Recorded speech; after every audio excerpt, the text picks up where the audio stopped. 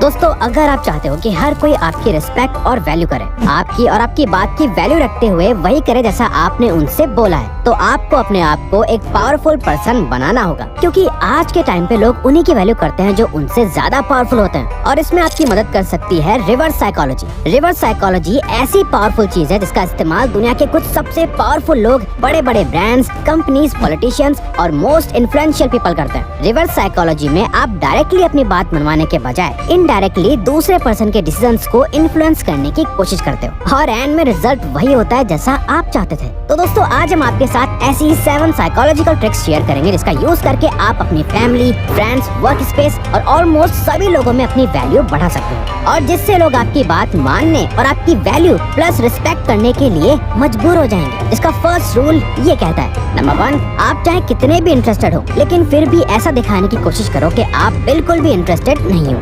University of Arizona के एक social psychology के प्रोफेसर के अकॉर्डिंग इंसानों में नॉर्मली एक रिएक्टेंस होता है। जब भी किसी को लगता है कि उनकी फ्रीडम उनसे छीनी जा रही है तो वो नेचुरली उसे वापस पाने के लिए उस काम का बिल्कुल ऑपोजिट यानी उल्टा करने लगते हैं जो भी उनसे कहा जाता है। ऐसा कितनी बार होता है, आप किसी पर्सन से बहुत ज्यादा अट्रैक्ट हो जाते हो, आप उन्हें चेस करते हो पर वो तो आपसे ठीक से बात तक नहीं करते। ऐसा इसलिए होता है क्योंकि आप उनके सामने अपने वांट्स रख रहे होते हो। आप उन्हें ये दिखा रहे होते हैं कि आपको उनकी जरूरत है, जहाँ उन्हें लगता है कि आपके साथ आकर वो आपके नीड्स और विशेष को पूरा कर रहे हैं। यानी मानो जैसे इसमें उनकी इच्छा नहीं है बल्कि वो तो आपके कहने से आपके साथ आ रहे हैं। इसीलिए उनका ये रिएक्टेंस मोड एक्टिव हो जाता है और वो आपसे दूर भागने लगते हैं। सिमिलरली आपने ये भी नोटिस करा होगा कि जब कोई सेल्समैन आपको कोई चीज बेचने का ट्राई करता है वो आपके पीछे पड़ जाता है। इनडायरेक्टली वो आपको उस प्रोडक्ट को खरीदने के लिए फोर्स करने लगता है, तो आप खुद ही ऐसे लोगों से दूर भागने लगते हो। वही जो इंसान ऐसा शो करता है कि वो ज्यादा इंटरेस्टेड नहीं है, आप उसी से ज्यादा अट्रैक्ट होते हो। जो सेल्समैन आपको फोर्स करने के बजाय डिसीजन आपके ऊपर छोड़ देता है, आप उससे चीजें खरीदना ज्यादा पसंद करते हो। इसीलिए अगर आप चाहते हो कि कोई आपकी वैल्यू करे तो ऐसे रिएक्ट करो जैसे आप उसमें इंटरेस्टेड नहीं हो। नंबर 2,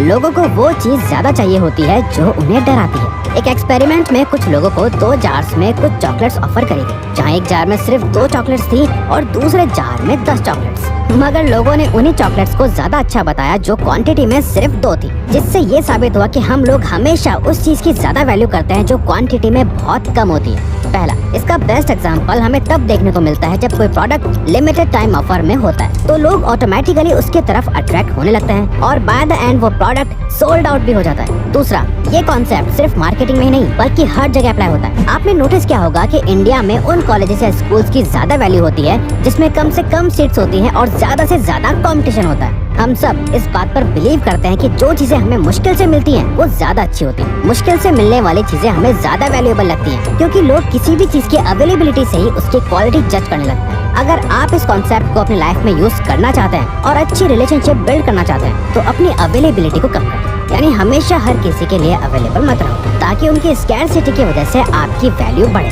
क्योंकि जब आप किसी के लिए अपनी अवेलेबिलिटी को बहुत ज्यादा बढ़ा देते हो तो लोग आपको वो वैल्यू नहीं देते जो आप एक्चुअल में डिजर्व करते हो। नंबर 3, गिव एंड टेक का रूल।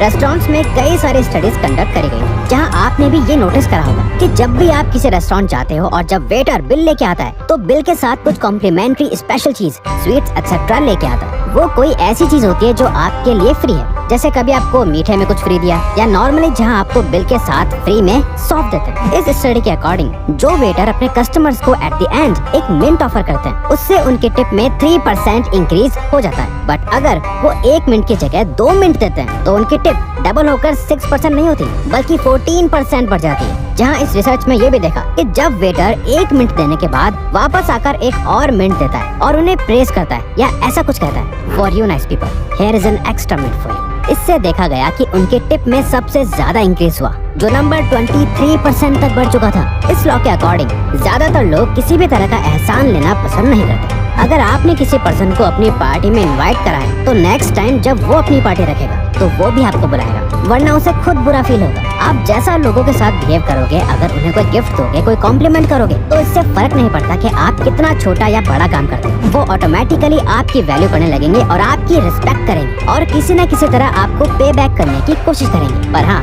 कोई भी चीज एक लिमिट में ही करना सही होती है। अगर आप इसे बहुत ज्यादा करने लगोगे तो लोग आपको फॉर ग्रांटेड और हल्के में लेने लगेंगे। तो आपको इस पावरफुल ट्रिक को अप्लाई तो जरूर करना है, लेकिन एक बैलेंस्ड वे में। नंबर 4, ज्यादातर लोग ये एडमिट नहीं कर पाते कि वो गलत है। जहाँ वो अपनी लैक ऑफ नॉलेज को कन्फेस करने के बजाय ओवर कॉन्फिडेंस और ओवर स्मार्ट मोड में चले जाते हैं, जहाँ वो ये प्रिटेंड करने की कोशिश करने लगते हैं कि जैसे उन्हें कुछ तो पता है, जबकि रियलिटी में उन्हें कुछ भी नहीं पता होता। इनफैक्ट एक स्टडी के अकॉर्डिंग जब कुछ लोगों से अपनी ड्राइविंग स्किल्स को रेट करने के लिए कहा गया तो ऑलमोस्ट 80% लोगों ने अपने आप को अबव एवरेज ड्राइवर की तरह रेट करा, जबकि रियल में उनमें से सिर्फ 49.9% लोग ही अबव एवरेज ड्राइवर की कैटेगरी में आने के काबिल थे। लोग अपनी नॉलेज को इसलिए फेक करते हैं क्योंकि वो किसी भी हाल में खुद स्टूपिड नहीं दिखना चाहते। सो जब उन्हें कुछ समझ नहीं आता तो वो सिंपल हाँ में हाँ मिलाने लगते हैं, या फिर वो अपना ओपिनियन ये कहते हुए पास कर देते हैं कि मैंने ये न्यूज़पेपर में पढ़ा था या इंटरनेट पे कहीं तो देखा था। बट ये एडमिट करना कि आपको इसके बारे में कुछ नहीं पता, आपके पास किसी चीज की सफिशिएंट नॉलेज नहीं है, ये अपने आप में एक पावर है। इसीलिए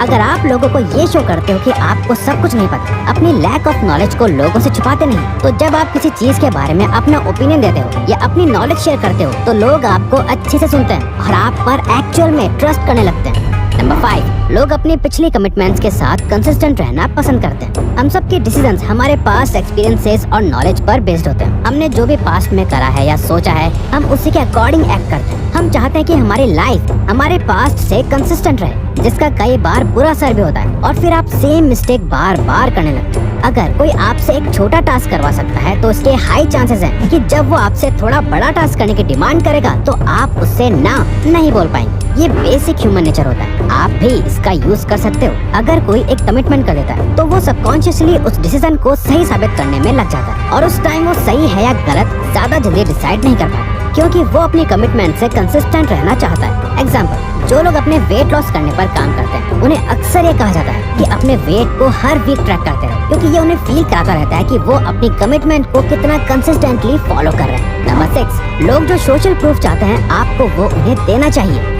सोशल प्रूफ में हम देखते हैं कि लोग कैसे एक दूसरे को देखकर उन्हें फॉलो करने लग जाते हैं। इसे हर्ड बिहेवियर कहा जाता है। जब हम बहुत सारे लोगों को कुछ करते हुए देखते हैं तो चांसेस ज्यादा होते हैं कि हम बिना सोचे समझे उन्हें फॉलो करने लग जाते हैं। इसमें हम पीयर प्रेशर को भी देखते हैं, जिसमें हमारे आसपास के लोग हमें उस काम को करने के लिए मोटिवेट करते हैं। ये एक तरह का सोशल प्रेशर है जिसमें हमें ये फील होता है कि अगर सब लोग ये काम कर रहे हैं तो ये सही होगा।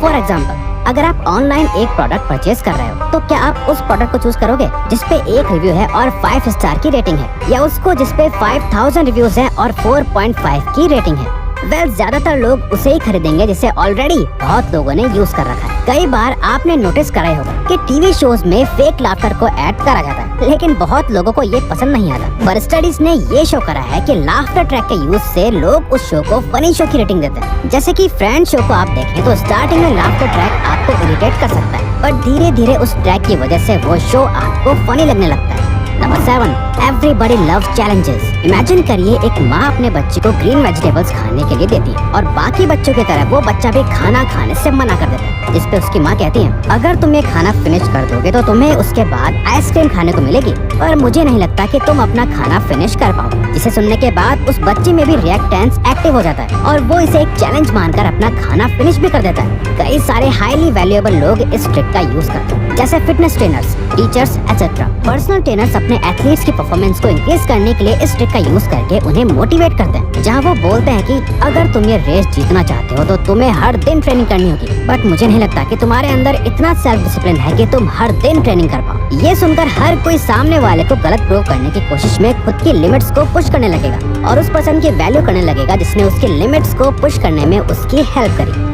तो अगर आपको ये वीडियो अच्छी लगी तो वीडियो को लाइक और सब्सक्राइब बटन पे क्लिक करके इस चैनल को सपोर्ट करो और बेल नोटिफिकेशन ऑन कर लीजिएगा ताकि आप आने वाली